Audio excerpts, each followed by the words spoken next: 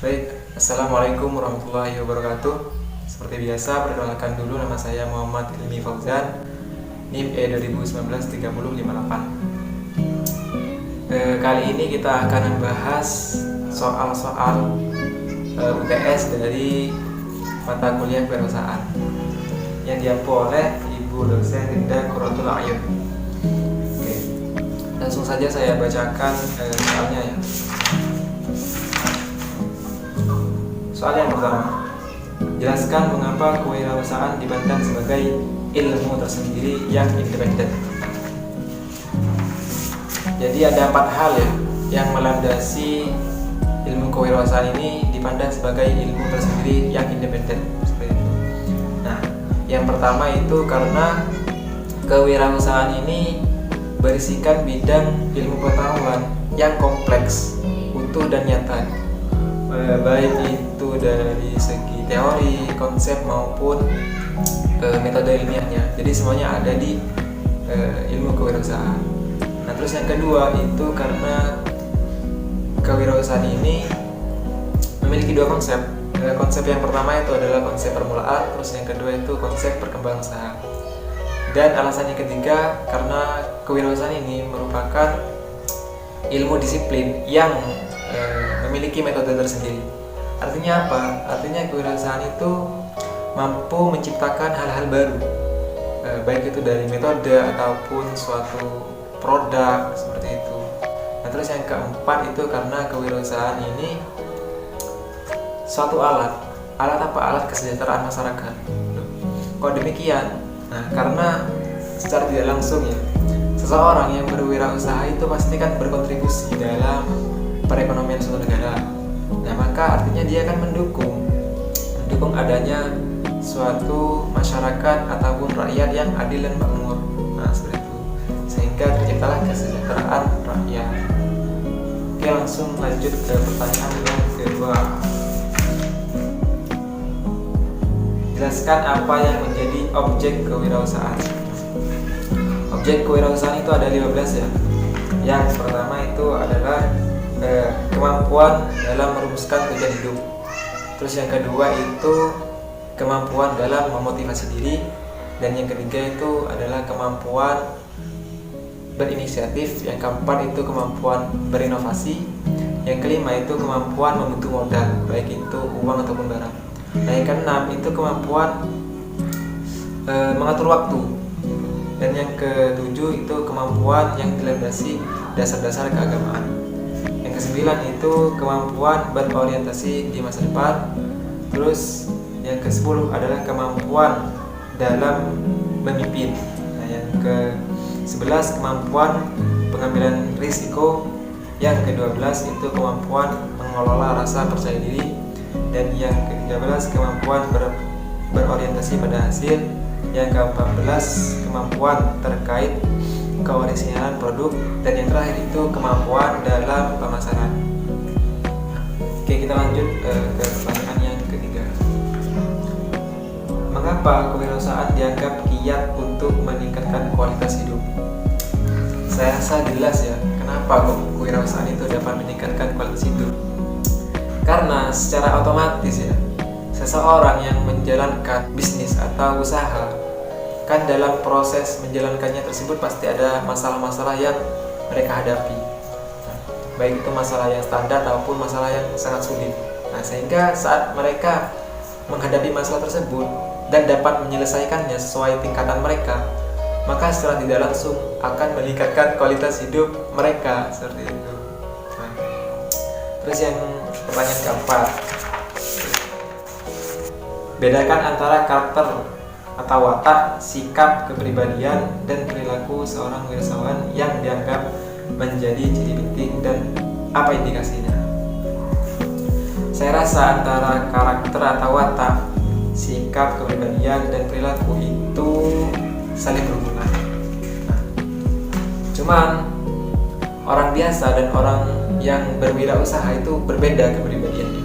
Nah, di antara lain contoh ya, karakter atau watak. Orang yang berwirausahawan pasti memiliki karakter percaya diri ataupun optimis. Nah, terus berorientasi pada tugas dan hasil. dan juga berani mengambil resiko dan menyukai tantangan. Jelas orang berusaha pasti menyukai tantangan. Nah, yang kesekian itu kepemimpinan, terus lalu memiliki keorisinyalan dan berorientasi pada masa depan. Untuk sikap kepribadian, seorang wirausaha memiliki kemampuan dalam organisasi, terus rasa kepercayaan diri dan juga kreativitas, dan juga menyukai tantangan.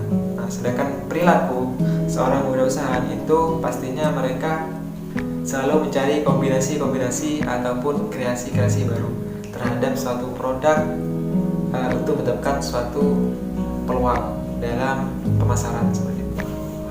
Oke, lanjut ke pertanyaan yang kelima. Jelaskan apa fungsi dan peran wirausahawan dalam perekonomian secara makro dan mikro. Nah, oke. Kalau secara makro berarti kan dalam arti luas. Kalau secara mikro berarti dalam arti sempit lah, bisa dikatakan seperti itu. Artinya berarti kalau secara makro, wirausahawan itu berfungsi sebagai penggerak atau pengendali dalam perekonomian suatu negara. Kan itu secara luas. Kalau secara mikro itu artinya wirausahawan itu sebagai penanggung jawab, penanggung resiko dalam ketidakpastian, pengkombinasi sumber-sumber dan pencipta nilai tambah. Artinya hanya sebatas pengelolaan ataupun produksi aja seperti itu. Lanjut ke pertanyaan yang ke-6. Jelaskan bagaimana proses berwirausaha untuk mencapai keberhasilan. Wah, saya rasa semua orang-orang yang berwirausaha itu memiliki proses yang berbeda-beda. Entah itu prosesnya ada yang sulit, ada yang gampang. Nah, cuma dalam proses tersebut pasti ada metode ataupun cara-cara yang sama yang mereka lakukan.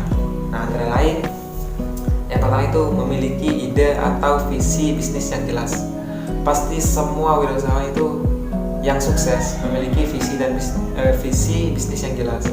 Terus yang kedua itu kemampuan dan keberanian untuk menghadapi suatu resiko, baik waktu maupun uang. Terus yang ketiga itu membuat perencanaan usaha, mengorganisasikan dan menjalankannya. Nah, terus yang keempat mengembangkan hubungan baik dengan mitra usaha maupun dengan semua pihak yang terkait dengan kepentingan perusahaan. Memang jalan mereka berbeda-beda, cuman metodenya pasti sama dalam meraih kesuksesan. Oke, lanjut ke pertanyaan yang ke-7. Mengapa dengan kreativitas dan keinovasian bisa menciptakan peluang? Wah, ini saya rasa sudah jelas. Kalau seumpama orang yang kreatif, orang yang dapat menciptakan ide-ide baru, maka seorang tersebut akan mendapatkan suatu peluang yang banyak atau mendapatkan suatu peluang yang besar seperti itu. Apalagi dalam kehidupan wirausaha, suatu peluang pasar dapat kita peroleh dari hasil penggabungan antara kreativitas dan inovasi yang kita miliki. Nah, sehingga kita dapat menciptakan produk baru dan unik yang dapat menarik minat konsumen, kan seperti itu. Oke, langsung lanjut ke pertanyaan yang ke-8.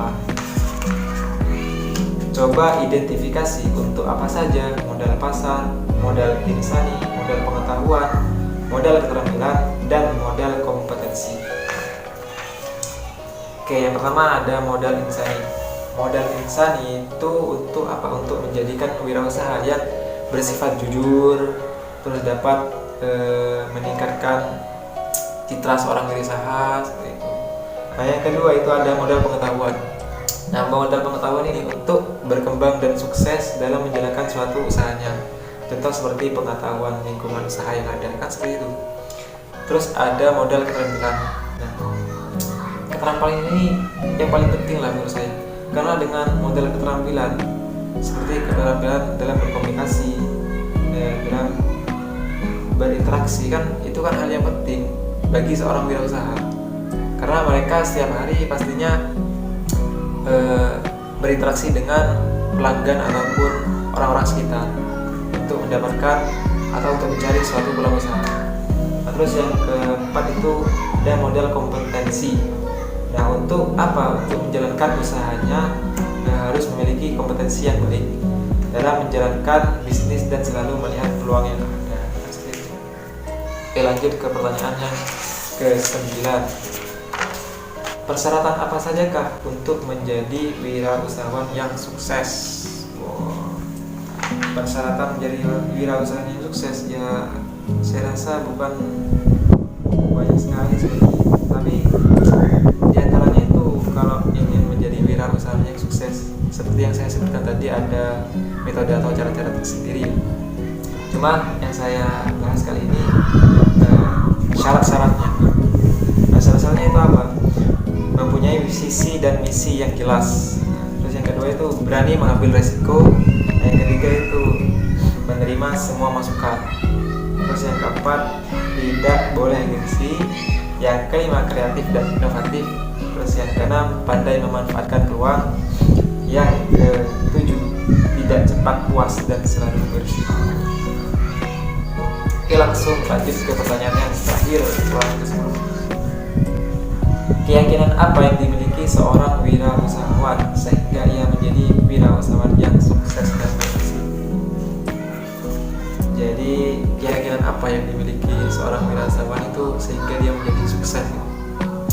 Jadi menurut saya keyakinan terbesar mereka bahwa mereka sendirilah yang bertanggung jawab atas kehidupan mereka, atas ketentuan hidupnya, seperti itu. Nah, jadi sehingga mereka itu pantang menyerah dalam menjalankan usahanya dan selalu berpikir positif terhadap apa yang dialaminya selama proses menjalankan usahanya. Dan tentunya mereka selalu bersandar diri kepada Allah, yakin bahwa jika dirinya bersungguh-sungguh pasti Allah akan menolong usahanya.